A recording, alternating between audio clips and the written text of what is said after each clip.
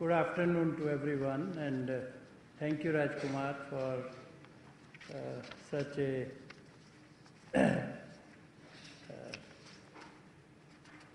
elaborate introduction. Of course, students show great respect towards their teachers, but whether teachers can stand up to that is another question. Maybe there was a time when 15 or 16 years back, I had the time to read and think and speak to my students and discuss ideas. But after having taken a kind of responsibility, which is, of course, comparatively much less than Rajkumar's, I find that there is very little time to connect together different themes and ideas that come across either in the process of reading or in the process of discussions or in the process of teaching sometimes the classes.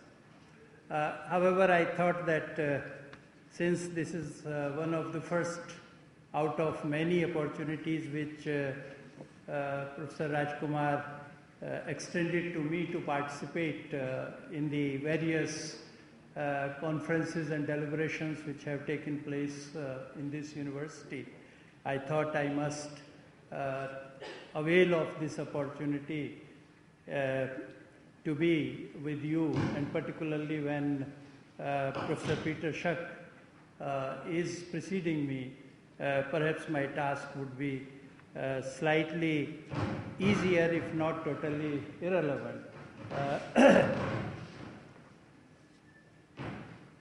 Because he has spoken not only about the United States, but also about India. Now, however, repeating some of the things which he has said, and maybe one or two which may be new ones, I see in the context of the theme of the conference, Globalization in India and the United States of America, Law, Governance and Business, how does the relevance of rule of law comes in. And I think the idea of law, among the various ideas which the human beings or the human race has developed for governing itself, is the most neutral one. And therefore, people from different beliefs, different systems, different cultural backgrounds can adhere to law without coming in conflict with their beliefs and with their cultural backgrounds. And it is in that sense that for a global society, for a global world, there could not be any other idea other than law which could be the best idea for the creation and for the realization of a globalized society.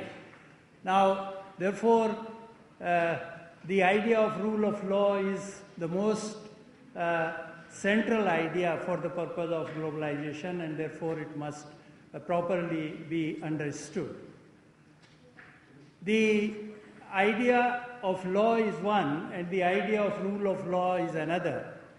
Idea of law actually deals with the totality of human relationships, but idea of rule of law, as I understand, is primarily confined to the exercise of public power. And public power basically is exercised by the state in a national society, and maybe in a globalized society it would be exercised by a global state or by a sort of international arrangement. And it is in that sense, again, it becomes relevant, it is relevant for the purpose of the exercise of state power. It is also relevant for the purpose of exercise of the globalized power. So, rule of law, in my understanding, is essentially concerned about the fairness or justice in the exercise of the public power. And how do you ensure that the public power is exercised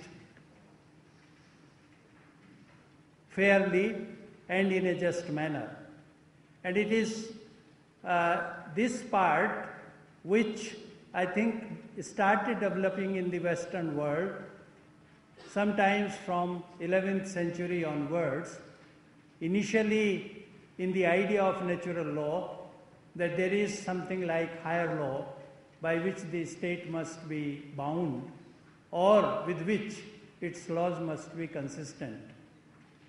By and large, that was the idea, and to some extent that idea worked also, but it could not put a complete picture of what that natural law is.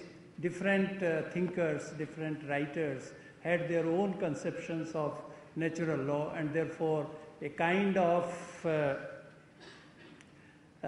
difference of opinion or a kind of uncertainty existed, and that uncertainty created different opinions that whether a ruler should be bound by this kind of law or should not be bound by this kind of law, because different people were expressing different opinions with respect to the content of the law itself. And it is in this surrounding or in this arena that slowly, by the 15th and 16th centuries, the idea of natural rights emerged. And the idea of natural rights required that so far as the individual is concerned, he or she is born with certain rights which are God-given and which no individual can take. And therefore the ruler can also not take those rights. But again, with respect to the realization of these rights, or with respect to putting the conditions or restrictions on the ruler, what has to be done. And for that, I think one of the ideas that emerged was the idea of separation of powers. That is, the lawmaking function should be different from the law enforcement function, and also later on the law interpretation function. And again the question is that lawmaking of what type? Whether the lawmaking can be done by a ruler himself as an individual, or the lawmaking should be done with the participation of the people. And it is the later idea which actually developed that the people in general must participate in the process of lawmaking, and therefore lawmaking should be done. It is not that the ruler with his arbitrary will can create any kind of law by which people have to be governed. Rather, it is the people themselves who will set the law, and then it is that law which the administrators will administer. And if a dispute arises with respect to the understanding of that law, that dispute shall be decided by the independent courts. And it is actually this kind of idea which first developed in England, on the basis of which later on Dicey developed his idea of rule of law, that no person can be deprived of his life, liberty or property without the authority of law. That was the first and the foremost principle of the rule of law which we all know about. In England, because the democracy had settled for the people in England, but not necessarily for the people who were governed by British Parliament abroad. Perhaps the experience of American colonies was different, and therefore when they set to make their constitution or got the opportunity to be free from the British rule, they developed a further restraint or constraint on the idea of rule of law, and that was that not only the lawmaking and the law enforcement functions must be different, not only the laws must be made by the democratically elected representative of the people, but also these elected representatives of the people be bound by certain limitations or restrictions, which restrictions must be laid down in the Constitution itself. And that is what they did by writing a Bill of Rights in the Constitution and very specifically providing for the separation of powers between the three organs of the state. That is how the idea of rule of law was entrenched in the American system. Peter Schuck has already mentioned that in spite of that idea being ingrained and revered by the people of the United States, there are exceptions. So exceptions would be there, but so far as the idea is concerned, that is very much entrenched in that system.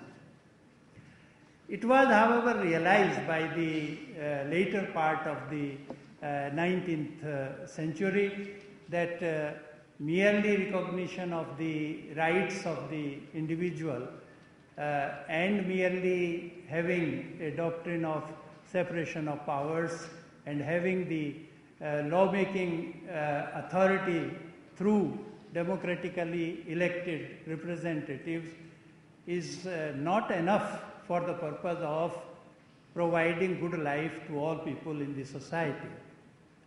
And we know that even today there are people who suffer, and there have been people who have suffered before also, in spite of the idea of rule of law.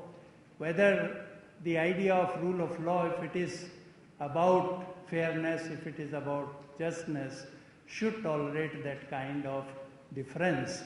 It is against this that the voices started coming from the later part of the 19th century, and as a result of that, the idea of some responsibility of the state, that not only the state will be subject to the rights of the individual, that it would not interfere in certain matters and in certain sphere of the individual, but also the responsibility of the state to see that those who have been deprived of the basic rights, they should be provided with them.